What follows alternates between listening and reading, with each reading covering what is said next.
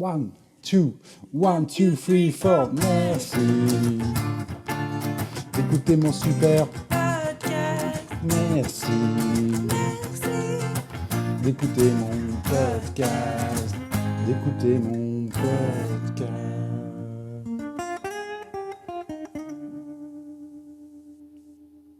Bonjour Lou, Bonjour, j'espère que tu vas bien. ça va super et toi? Ouais. Donc on n'est pas obligé de dire bienvenue dans le podcast, j'espère que tu vas bien, j'espère que tu vas bien.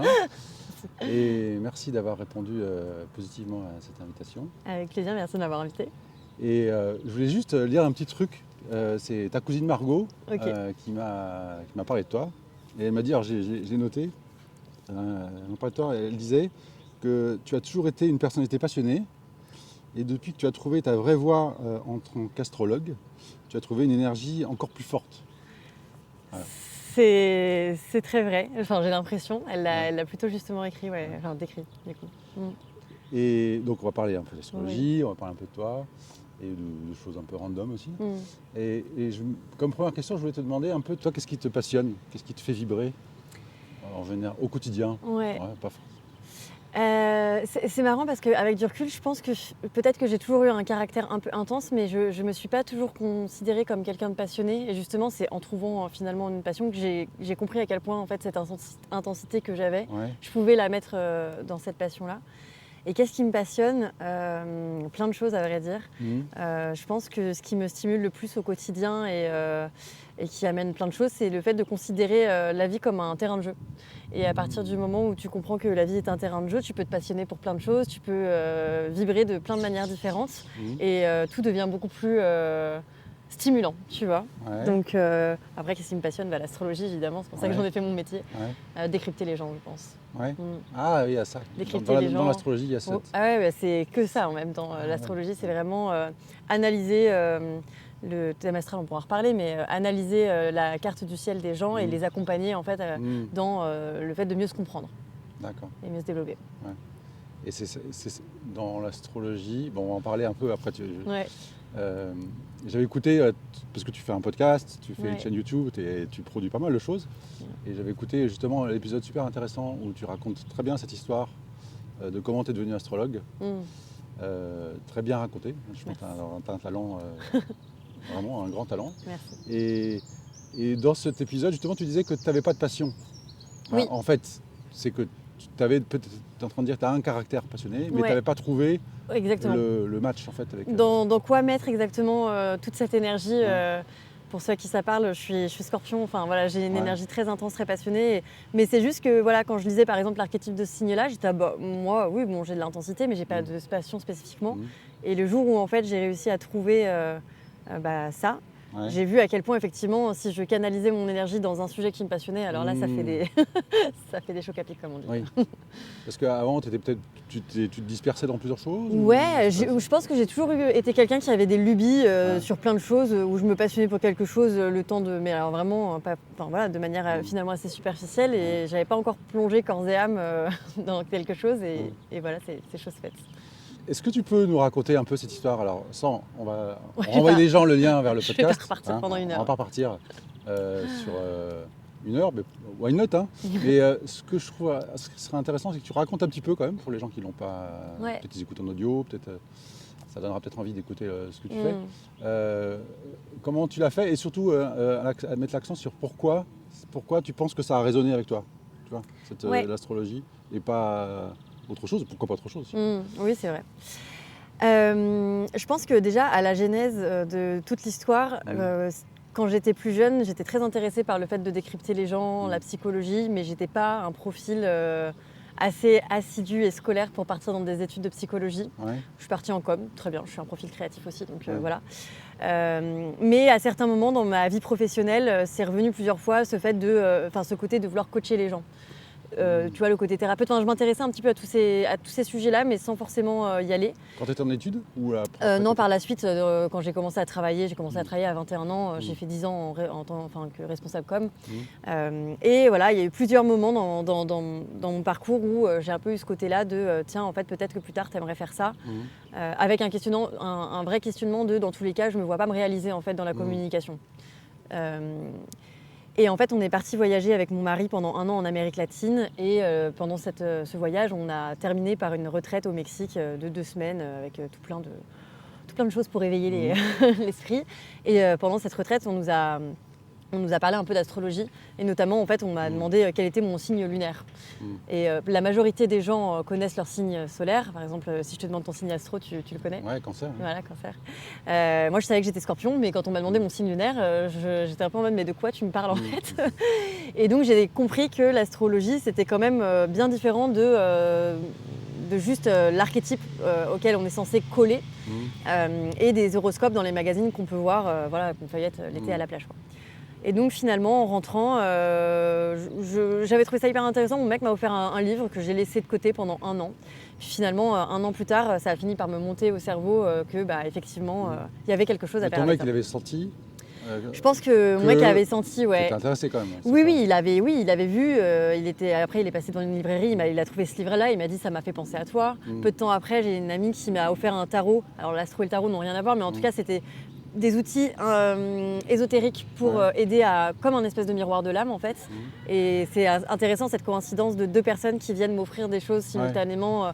Et où moi j'étais là, ah c'est super, merci beaucoup. Puis en fait je les ai rangées. Pas dans des choses déjà ésotériques? Pas du tout, non. Et non, pas du tout. Moi je me suis toujours considérée comme très terre à terre, je ne crois en rien. Mon père avait un pendule, un tarot et tout, mais je pense que pendant longtemps j'ai pas voulu trop aller de ce côté-là. Et puis finalement la pomme tombe jamais très bien loin du pommier quoi. Donc ça m'est tombé dessus, littéralement. Et comme justement j'ai cette nature intense que ma cousine a décrit, elle n'a pas dit intense. Hein, non, elle a dit passionnée. Mais elle le pensait, tu crois? Je pense, mais elle l'est intense aussi, donc c'est de bonne guerre. Mais passionnée, en fait, j'ai plongé vraiment dans cet art de... En fait, l'astrologie, c'est l'art de comprendre les gens, mais avec un outil qui sort un petit peu des cases qu'on a à disposition dans le monde un peu terre à terre, quoi. Et du coup, je me suis passionnée pour ça et... J'ai commencé à voir qu'en fait, je voulais en faire mon métier, ça m'a fait peur, mais je me suis lancée et aujourd'hui, ça se passe très bien. D'accord. Et... Ouais, parce que toi, ton métier, il te plaisait. Alors, c'est pas... moi, j'étais... En fait, moi, j'étais dans une entreprise super. J'étais hyper épanouie. Je ne voyais pas comment trouver une meilleure entreprise en termes de valeur. C'était dans l'écologie. L'équipe était super. Je faisais de la com, je m'éclatais. C'était super. Après, je me disais vraiment, s'il doit y avoir une prochaine aventure, je vois pas comment trouver une boîte meilleure. Et franchement, évoluer dans la communication, ça me faisait pas vibrer, justement, d'utiliser le mot vibration.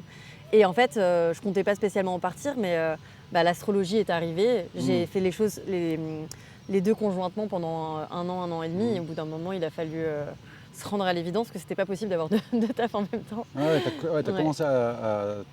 Tu t'es formée déjà? Je me suis formée et j'ai commencé à donner des consultations parallèlement en fait à mon CDI. Donc le soir, les week-ends, quand j'avais du temps. Sans forcément en parler à... Si, je leur en ai parlé.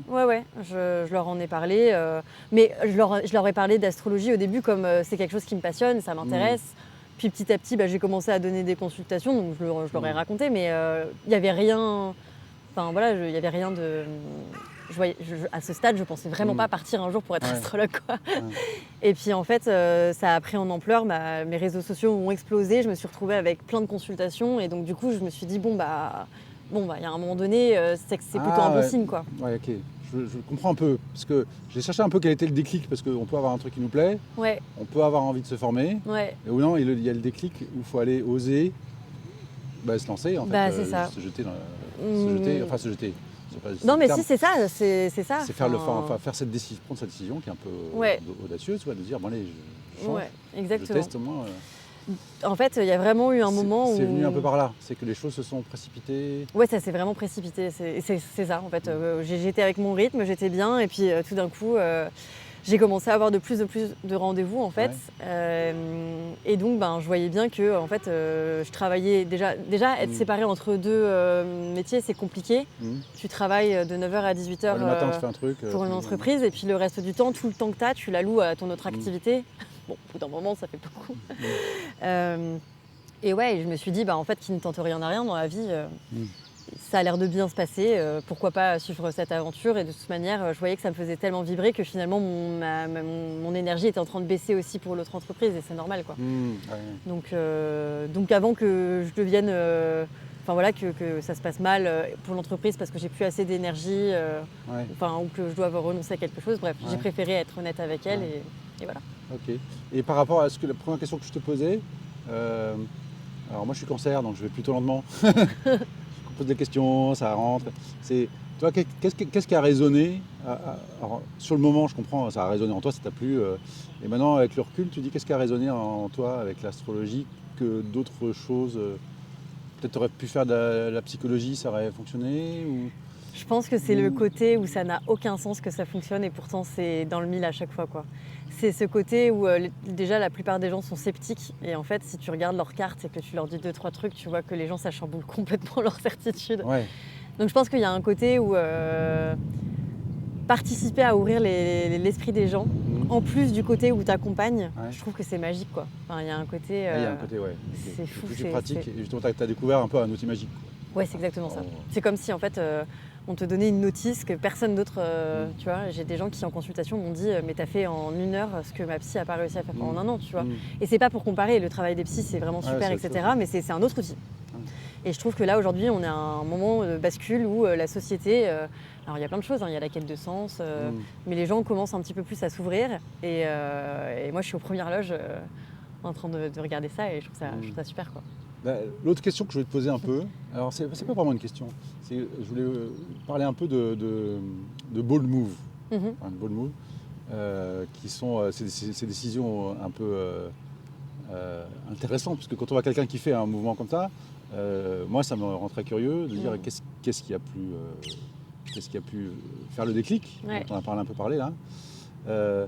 Et toi, tu crois que... déjà, est-ce que tu en as déjà eu des moves comme ça? Des moves comme ça et par rapport aux autres personnes, peut-être que tu dois croiser aussi des gens qui sont peut-être dans d'autres situations et qui ont envie de changer de situation. Ça t'évoque quoi, tout ça? Oui, je pense que... Alors, je sais pas si c'est des bold moves ou quoi, mais...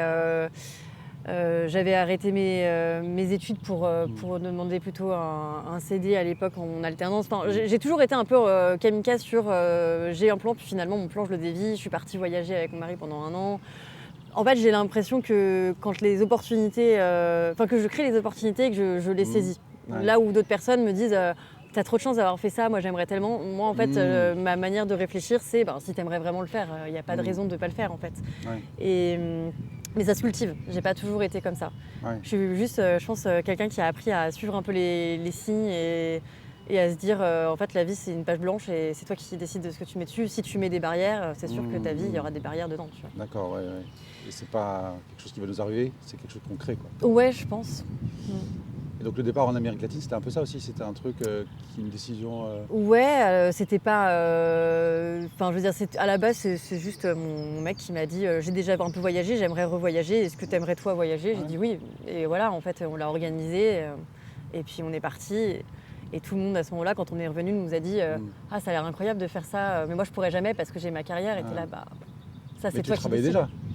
Oui. T'es en sabbatique? On a décidé de lâcher notre travail pour ça, en fait. Ah, vous avez lâché votre travail et après vous avez trouvé un autre? Et après, on a retrouvé un autre. C'est pas un sabbatique, ouais. C'est quand même une décision... Ouais. Voilà, je peux l'appeler comme on veut. Hein. Non, mais c'est... oui, bien sûr. Allez, go. Let's go, voilà. Just let's go. Exactement. Et je me dis d'un point de vue un peu plus général, tu penses que ça vient du caractère des personnes, ça? Ou ça se cultive? Ou il y a peut-être des gens qui ont en plus un caractère spontané de prendre des décisions rapides? Oui. C'est forcément, un peu, si je fais un lien avec l'astrologie, oui, il y a des gens, moi mon thème c'est ça, quoi. J'ai une lune en bélier, la lune c'est le monde émotionnel, le bélier c'est le feu, c'est la spontanéité, c'est l'impulsivité. Je suis hyper impulsive, de manière générale, j'ai un côté un peu... Le bélier, il est impulsif. Oui, il a un côté un peu tête brûlée on avance, on verra plus tard les obstacles. Bon, après j'ai un ascendant cancer qui est comme tu vois ça amène un équilibre. Mais ce que je veux dire, c'est que quand même, malgré tout, même on a quand même différentes énergies dans notre thème à notre disposition. Donc, déjà en prendre conscience et venir le cultiver, c'est important. Moi, quand j'étais plus jeune, j'étais beaucoup plus justement dans le côté protection du cancer, tu vois. Côté sécurité. Le côté sécurité.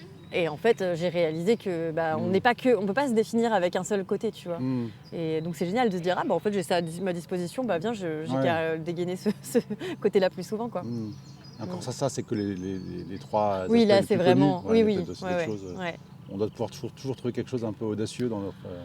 Oui, alors il y a des personnes qui sont moins... soit dans l'astrologie, de toute façon, dans le thème, oui, bien sûr. Et de toute manière, je pense qu'au-delà de l'astrologie, si... voilà, comme je le disais, on se crée aussi nos propres barrières. Et ça se travaille, quoi qu'il arrive, je pense. Ouais, parce que moi, ma question, c'était un peu les gens qui peuvent se dire « ouais, c'est pas pour moi ». Tu vois, les gens qui disent « ah, oui, un voyage comme ça, c'est pas pour moi » ou se lancer dans ça, où je suis trop âgé ou j'ai pas assez de temps. Est-ce que c'est pas pour eux parce que vraiment, véritablement, ça les attire pas, ou est-ce qu'ils ont décrété que soi-disant c'était pas pour eux, tu vois? Parce qu'en fait, si c'est juste une idée reçue, qu'est-ce qui te fait croire que c'est pas pour toi, tu vois? C'est toi qui as décidé que c'était pas pour toi. Je pense que c'est juste une question de point de vue. Ça se travaille aussi. Ouais. Et que tu peux... faut aller chercher... tu vois, les gens qui disent « bah non, mais en fait, c'est pas pour moi », qu'est-ce qui se cache derrière cette phrase? Est-ce que c'est de la peur? Est-ce que c'est des idées reçues héritées? Tu vois, il y a plein de choses qui jouent aussi. Il y a un moment où il y a une décision qui est un peu rapide, il faut franchir le pas, quoi. Ouais. Donc, moi, j'ai découvert que c'est quand ça commence à faire peur qu'il faut persévérer. Tu vois, c'est le moment où tu dis « waouh, je sais pas pourquoi je suis en train de partir par là ». C'est comme si j'allais me jeter dans un ravin. Dans ces moments-là, le moment de résistance qu'on a en mode « il est encore temps de faire demi-tour », c'est le moment où il faut persévérer, il faut y aller. Ouais, parce qu'après, on a beau réfléchir, faire des notes. Alors, il y a des gens qui vont peut-être faire des plus et des moins, faire des sommes mathématiques. Qui d'autres peut être qui vont peu... plus se dire comment je suis aligné, etc. Ouais. Mais non, il faut se lancer. Je trouve que c'est intéressant. C'est une question ouverte, j'ai pas de réponse. Je ne sais pas si tu en as trop, mais c'est une question intéressante. Toi, juste pour revenir un peu sur ça, tu parlais qu'à un moment, tu as fait un atelier d'ikigai. Oui. Dans le temps de cette Oui, tout à fait. Et c'était un moment où tu avais justement vu que l'astrologie pouvait s'aligner, justement, entre... ça a participé à me faire comprendre. Ouais. En fait, ce qui est marrant avec toute cette période, c'est que les choses ont commencé à se mettre en place toutes seules et sans que je m'en se rende vraiment compte. Et donc Margot, dont on parlait au début, qui est ma cousine, elle faisait des ateliers de Ikigai. Elle m'a dit, pour mes 30 ans, ça me fait plaisir, je t'offre un atelier. Et moi, vraiment, à ce moment-là, j'étais ravie parce que j'adore ma cousine et que j'adore voir comment elle travaille. Ouais. Mais sur le moment, je me suis dit, mais moi, je suis très bien dans mon travail. Qu'est-ce que je vais aller réfléchir à ce que je veux faire de ma vie? Sauf que parallèlement à ce moment-là, c'est le temps qui est le premier atelier qui se met en place, j'ai commencé à m'intéresser vraiment à l'astrologie. Et donc, quand je suis arrivée face à son exercice et qu'elle a demandé un peu justement qu'est-ce qui te passionne, pour la première fois, j'avais quelque chose à mettre sur le papier et ça me l'a jeté au visage en fait. Tu vois, j'ai fait son atelier et au terme de son atelier, véritablement, l'ikigai, c'était accompagner des personnes à mieux se comprendre et donc à mieux se développer avec des outils ésotériques. Et j'étais là, alors là, tout de suite, ça faisait sens dans ma vie, mais tu m'aurais dit ça 2 mois plus tôt, j'aurais été là en mode, mais de quoi tu parles? Qu'est-ce que je raconte? Donc ça a beaucoup aidé, mais je pense que, je sais pas, il y a quelque chose qui s'est mis en place un peu tout seul. Il y a plusieurs choses. Il y a eu plein de micros-événements en fait, où tout a fini par converger dans une direction et j'ai eu l'impression qu'à partir du moment où j'ai accepté l'idée que ça n'avait aucun sens de vouloir être astrologue mais que c'était ce que je devais faire, tout s'est mis en place facilement. Toi, tu crois aux synchronicités? Ouais. Ça fait partie de mes questions. Oui, j'en ai tellement vécu en fait que je ne peux pas ne pas y croire. Pour moi, effectivement, il y a des choses... Alors parfois, il y a des synchronicités, tu ne sais pas les interpréter, tu te dis juste... Mais j'ai souvent l'impression, moi, que les synchronicités, c'est vraiment cette notion de t'es au bon endroit au bon moment. Enfin, c'est des petits signes de la vie qui te disent, voilà, t'es sur le bon chemin et il faut y aller. Et pour moi, il n'y a pas vraiment de hasard. Là, il y en a une marrante aujourd'hui. C'est que tu m'as dit, on se donne rendez-vous au Rosa Bonheur du But de Chaumont, parce qu'on est au But de Chaumont. Et le dernier épisode que j'ai fait avec Ngolen, il m'a donné rendez-vous au Rosa Bonheur de l'Est, du bois de Vincennes. C'est vrai? Je me dis, quand même. Il y a quand même un fil conducteur. Marrant. Après, Nina m'a dit, mais c'est quoi? C'est la secte du bonheur? C'est une belle secte, en tout cas. Moi, je trouve ça rigolo. En tout cas, je pense que ça rejoint un peu le côté un peu jeu que tu disais au début. Ouais. On va pas non plus. On sait bien que certainement on décrypte les choses. Oui, bien sûr. On va acheter une poussette parce je sais pas, ou n'importe quoi, on va acheter une voiture, tu vois que des voitures. Oui, alors ça c'est... Tu vas acheter des Nike, tu vois que des Nike. J'appelle pas... Oui. C'est vraiment tu travailles dans la com, donc je pense qu'on doit savoir ça fait partie des jeux aussi, c'est-à-dire c'est rigolo. Ouais, mais pour moi, ça c'est pas vraiment une. Enfin, ça peut être vu comme une synchronicité. De quoi? De fait de vouloir quelque chose et finalement d'en voir partout. Oui, là on sait bien qu'il y a un biais quand même. Ouais, il y a un biais. Les synchronicités, pour moi, c'est encore autre chose. Mais là où je te rejoins sur le côté jeu, moi j'ai l'impression, et ça va avec cette histoire de voir la vie comme une aventure, comme un terrain de jeu finalement, que en fait on peut avoir, tu vois, notre âme d'enfant qui s'amuse un petit peu de tout et qui voit des signes un peu partout et qui est dans un côté un petit peu plus lumineux de la vie plutôt que de se dire bah voilà, c'est comme ça, c'est pas autrement et je veux pas voir les signes. Voilà. Moi, c'est aussi quelque chose que m'a apporté l'astrologie, c'est de comprendre qu'en fait, si on réfléchit à là où on est sur Terre, ça n'a absolument aucun sens. Ouais. Et que du coup, moi qui avant était très rationnelle, terre à terre, non, c'est comme ça, c'est pas autrement, c'est trop triste de penser comme ça. Parce qu'en fait, à partir du moment où tu peux commencer à te dire, finalement, pourquoi pas? Pourquoi il n'y aurait pas des synchronicités? Pourquoi il n'y aurait pas un petit peu des choses magiques? Enfin, tu vois, ça donne un autre regard sur le monde et une autre saveur, quoi, je trouve. Avec plusieurs points de vue aussi. Avec de nombreux bien sûr. Ouais. Et j'ai bien conscience que ça, c'est mon point de vue de personne privilégiée. Je ne dis pas que tout le monde doit penser comme ça, on est complètement d'accord. C'est vrai qu'on devrait faire des... Ouais, mais je dis juste que moi, de mon point de vue, de ma vie, je préfère voir les choses comme ça. Est-ce que tu crois à la réincarnation? Ah, vaste sujet. Okay.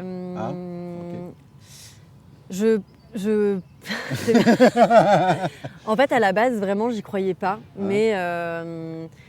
Mais bon, de plus en plus, je pense, oui, qu'il y a quelque chose en rapport avec les âmes. Je pense. Je l'étudie un peu avec l'astrologie karmique. Et je pense qu'effectivement, il y a des choses qui se transmettent de vie en vie. Il n'y a pas longtemps, j'ai eu un...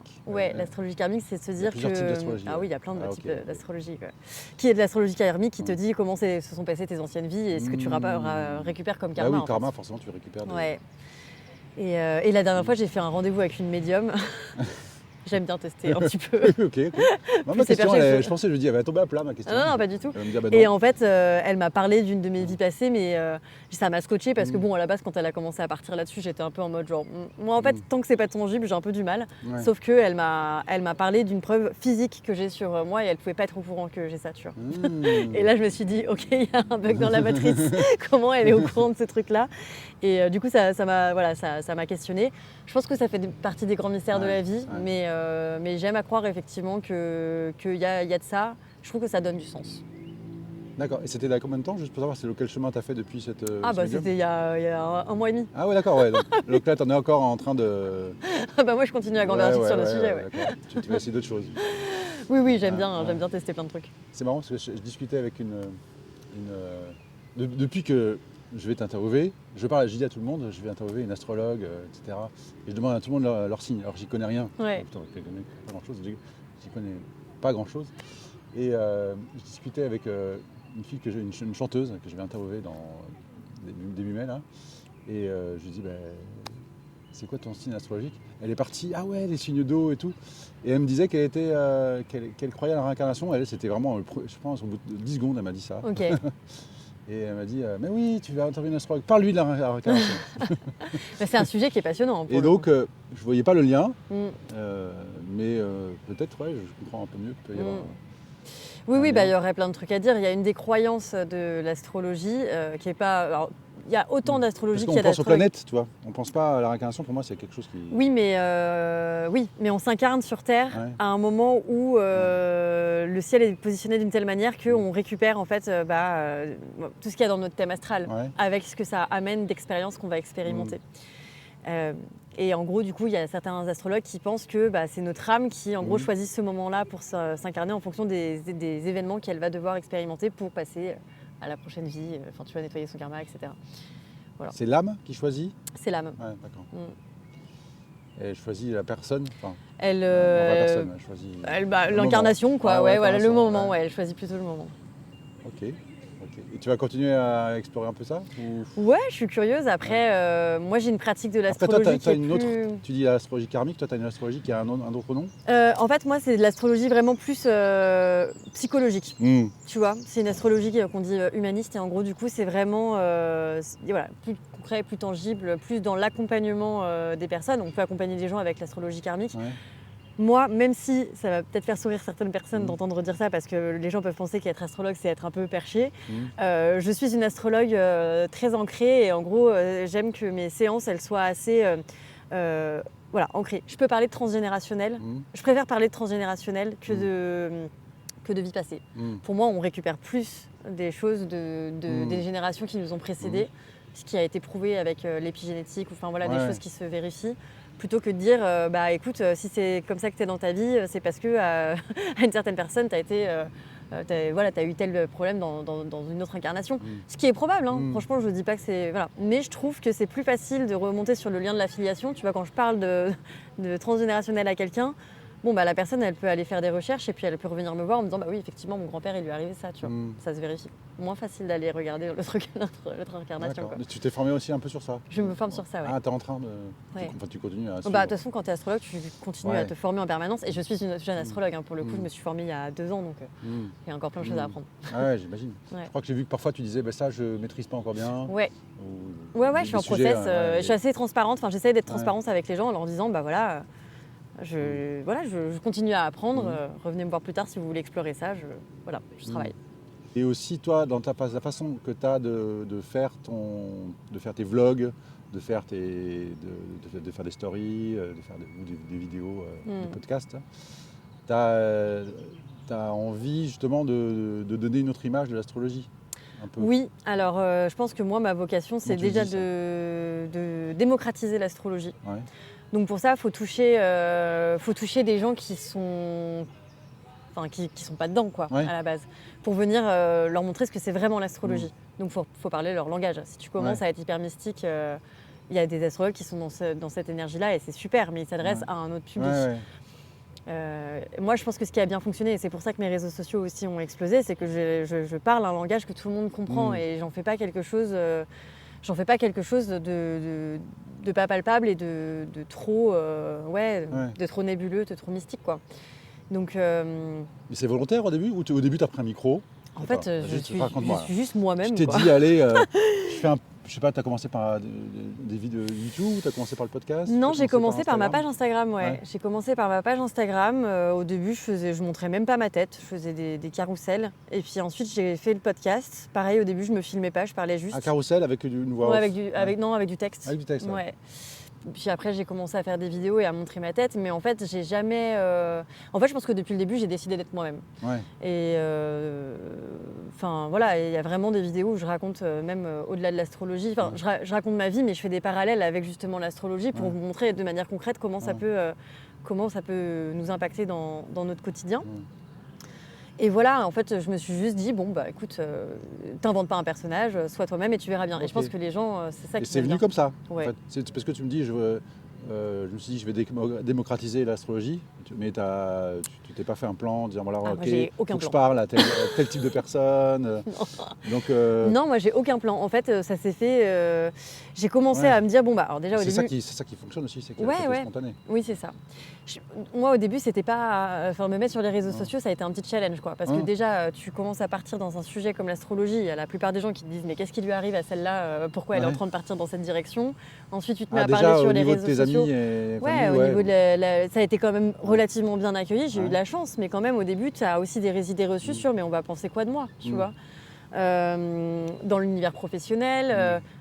maintenant, je l'ai complètement assumé. J'ai même mis sur LinkedIn, quand je suis partie de mon ancien taf, j'ai dit ciao les gars, moi je deviens astrologue. Et voilà. Mais au début, tu te poses plein de questions. Et après, j'y suis allée et j'ai l'impression que les gens sont un peu en recherche d'authenticité aussi en ce moment. Tu vois. Donc, c'est facile d'être soi-même finalement, je trouve. Ouais. Enfin, pas pour tout le monde. Il y a des gens qui ont des difficultés, mais moi j'ai l'impression que voilà, ça va. Et ton appréhension d'aller sur les réseaux, c'était parce que tu sais que c'est prenant. Alors non, c'était même pas une question de prenant. Non, t'es pas timide. Oui, alors c'est le côté de devoir se mettre en avant, tu vois, et le regard des autres. Au début, tu lances ta page Instagram, t'as pas beaucoup de monde qui te suit, tu commences à voir des noms de gens à l'ancienne qui commencent à te suivre, tu vois, où tu te dis, ils doivent se dire, mais genre, on va la suivre pour voir à quel point elle se ridiculise, tu vois. Ah oui, d'accord, t'as pensé ça. En gros, c'est ça. Et puis, petit à petit, tu commences à t'habituer et puis ça passe, quoi. c'est un peu comme faire, je sais pas moi, pas du théâtre parce que tu joues un rôle, mais voilà, tu te dis, bon bah, on y va quoi. Première fois sur scène et puis après... Ah, c'est marrant. Et j'imagine, alors toi, il y a ton côté scorpion qui est un petit peu organisé, non, c'est ça non. Si, il y a un côté un peu... T'as un côté organisé. J'ai un côté organisé, mais mon organisation, elle est très intuitive. C'est-à-dire que j'essaie de travailler là-dessus. C'est que il faut que je m'organise mieux, mais j'ai mon organisation et ça fonctionne. T'as l'air très organisé. C'est vrai. Moi, je sais pas comme ça. Bah, tant mieux. Les agendas, les heures, t'es pile à l'heure. Oui, ça pour le coup. À la minute près. Oui, je suis toujours très pile à l'heure. Ouais. Et donc, tu te planifies, tu te dis, là, il faut que je fasse, j'ai envie de faire un podcast sur tel sujet, je le fais à tel moment, là, parce que tu fais plusieurs choses. Entre tes oui, je jongle entre mes consultations et ma création de contenu. Quoi. Et ça va, c'est pas comment tu le vis, en fait travailler là, chez toi avec tous ces sujets et tout. Alors j'adore, j'ai pas de problème à travailler de chez moi, ça me passionne tellement que malheureusement je travaille peut-être trop, mais en même temps quand c'est pour toi et que c'est un sujet qui te passionne, c'est difficile de mettre aussi un cadre. Mais voilà, justement ça fait partie d'apprendre à s'organiser, c'est aussi se laisser des sas de décompression et ne pas... et se foutre la paix, tu vois. Se foutre la paix. Ah oui. Ouais. Arrêter de... Bah ouais, parce que sinon tu te dis toujours que tu peux en faire plus, enfin tu vois, c'est sans fin en fait. Ouais, et puis je pense qu'il y a des côtés, alors je sais pas comment t'es toi par rapport au réseau, mais on peut vite se dire, tiens, j'ai combien de vues sur le truc que j'ai fait hier, qu'est-ce que je vais écrire demain, comment je vais faire, est-ce que... Alors j'ai de la chance... Ça peut être assez... Oui, c'est sûr. Mais ça a pu à certains moments m'occuper un peu l'esprit. Ce côté-là de il faut poster toutes les semaines. En fait, je crois que j'ai un peu résolu ça. Je regarde pas trop mes stats. C'est facile à dire pour moi parce qu'en fait mes réseaux sociaux ils ont explosé et en fait du coup j'avais pas besoin d'avoir autant de followers. Tu vois, vraiment ça fait un peu snob de dire ça, mais franchement je m'attendais jamais à avoir ça. Donc en fait maintenant je suis un peu en mode bon bah oui il faut de temps en temps poster, mais il y a moins ce truc là de devoir se rendre visible parce que de facto je le suis déjà. Et du coup, ça m'a permis d'être un peu plus confortable sur le fait de se dire, bon, à un moment donné, il ne faut pas non plus vouloir poster tous les jours. Faut y aller avec son rythme et il faut se foutre un peu la paix. Quoi. Mais encore une fois, c'est privilégié comme posture. J'en ai conscience. Dans la liste des questions un peu random, à la fin, j'en ai 3. Il faudra répondre plus vite. Ok, j'irai. Moi qui ne connais pas trop l'astrologie, j'ai écouté ton truc, un épisode où tu parlais des ascendants. Non, toi tu disais que tu étais scorpion, ascendant cancer, lune en bélier. Je me suis dit, alors moi je ne sais même pas mon ascendant. Je sais pas. Donc j'ai vu qu'on avait des signes et ascendants inversés. Oui. Donc cancer, ascendant scorpion, lune en bélier. Là, le fait, là on discute comme ça. Qu'est-ce que ça implique ces genres de choses? Est-ce qu'on peut en déduire quelque chose Attends, tu m'as dit que tu étais cancer. Ascendant scorpion. Lune en bélier. Ah oui, t'es lune en bélier. Ouais. Alors, qu'est-ce qu'on peut en déduire on vient d'échanger, est-ce qu'il y a des trucs, est-ce qu'il y a des choses que tu peux voir de ces en fait, choses-là on a des énergies similaires, donc quelque part, il y a des fluidités, tu vois ce que je veux dire. Et en fait, du coup, ça voudrait dire que si on superpose nos thèmes, mon soleil tombe dans ta maison 1 et inversement, et nos lunes sont dans le même signe. Donc ça, oui, il y a des points de contact qu'on peut analyser. Après, j'avoue, je ne vais pas me lancer dans une analyse comme ça au pied levé, mais en tout cas, c'est effectivement, ça voudrait dire que si on collait nos thèmes ensemble, il y aurait des points de contact et donc on peut avoir des choses à s'apporter. Le cancer, c'est un signe un peu plus tranquille, plus lent.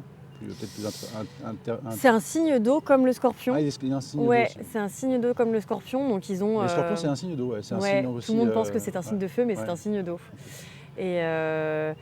Et donc, ils ont beaucoup de similitudes en commun sur le côté l'émotion, l'intuition, le rapport. Les signes d'eau sont connectés à un côté un peu plus de l'ordre du passé. Enfin, il y a plein de choses en commun. Après, je dirais que le cancer, il a un côté qu'on pense être plus doux, mais ça reste quand même un signe cardinal qui sait défendre ceux qu'il aime, ceux qu'il aime, etc. Et le scorpion, il est peut-être un peu plus en intensité, mais Non, il est à moins de douceur chez Scorpion. Mais... il y a moins de douceur, je pense. Hein. J'allais dire, mais il a son charme. Mais non, si, il y a moins de... oui. Non, il a son charme, mais oui, il y a moins de douceur. Alors, j'ai 3 questions que je vais te poser à la fin. C'est des questions que... Je sais pas si tu fais une bucket list ou pas. Enfin, j'en ai une dans ma tête, mais voilà, elle n'est pas très concrétisée. Elle n'est pas trop écrite. Ouais. C'est des questions que moi j'utilise pour écrire une bucket list. Donc on peut se les poser et puis écrire plein de choses, etc. Mais si tu peux me dire juste la première chose qui te vient à l'esprit, c'est quelle expérience tu aimerais vivre si tu arrives il y en a une qui te vient. J'aimerais un jour écrire un livre. Ouais. Ouais. C'est un truc que depuis toujours je me suis dit un jour j'écrirai un livre. Je ne sais pas si c'est un roman ou j'en sais rien, mais je sais pas. Je pense qu'un jour j'ai envie de me poser et d'écrire un livre et de pondre un truc quoi. Ouais. Ça tu l'as déjà en tête, mais c'est en fond. Ça, c'est ça. C'est pas le moment, mais un jour il va. Et plein de gens qui ont regardé mon thème ou quand on me rencontre, à chaque fois ils me disent toi un jour t'écriras un livre. Donc je pense que oui, peut-être qu'un jour ça arrivera. Ok, super. On verra. Ça, c'est la partie expérience. L'autre, c'est comment tu voudrais évoluer. En anglais, c'est évoluer, c'est plutôt grow. Libre. Ouais. En gros, je trouve qu'on est dans une société qui nous enferme beaucoup. Tu vois, dans des rôles. Là, moi, j'ai 32 ans, je suis mariée, tout le monde est là en mode quand est-ce que vous faites un enfant et en fait, je dis pas que j'aurai pas d'enfant, j'ai envie d'avoir un enfant, mais par contre le jour où j'ai un enfant, j'aimerais le faire aussi à ma manière, tu vois. J'aimerais continuer à être dans cet état d'esprit de si on veut voyager, on peut. En tout cas, voilà, rester, tu vois, dans une notion de la vie est une page blanche, c'est nous qui l'écrivons et c'est pas justement la société qui va nous dire c'est l'heure de faire ceci, c'est l'heure de faire ça, cela, il faut penser à ci, il faut faire ça. Voilà, c'est comme ça que j'ai envie de grandir. La liberté. La liberté. Magnifique. Ouais. Et la dernière, c'est par rapport à la contribution. Tu peux voir par rapport autour de toi ou dans le monde. C'est comment tu aimerais contribuer par rapport à justement, on est dans l'année qui vient ou le futur, peu importe. Ouais. Comment j'ai envie de contribuer ? J'ai envie de semer plein de petites graines sur le fait que tout est possible. Je pense que c'est ça et que j'essaye de véhiculer en fait. C'est cette notion à la fois sur l'astrologie, de venir ouvrir les gens pour qu'ils se disent ah bah oui en fait cette réalité-là elle est possible et d'ailleurs elle peut m'aider et en fait par le prisme de l'astrologie les aider à mieux se comprendre quelles sont leurs forces, quelles sont leurs faiblesses et du coup peut-être les aider à embrasser eux leurs rêves. Et aussi, de par mon parcours, montrer qu'en fait, oui, c'est possible de partir dans une direction qu'on n'avait pas du tout pensé et que ça peut très bien se passer, quoi. Donc voilà, essayer d'ouvrir un peu les horizons des gens. Ah, super, c'est inspirant. On essaye. Ok, merci beaucoup Lou. Avec grand plaisir, c'était très chouette. Et à bientôt. À bientôt. À bientôt sur le podcast. Écoutez le jingle. J'ai hâte de l'entendre. Ok, au revoir.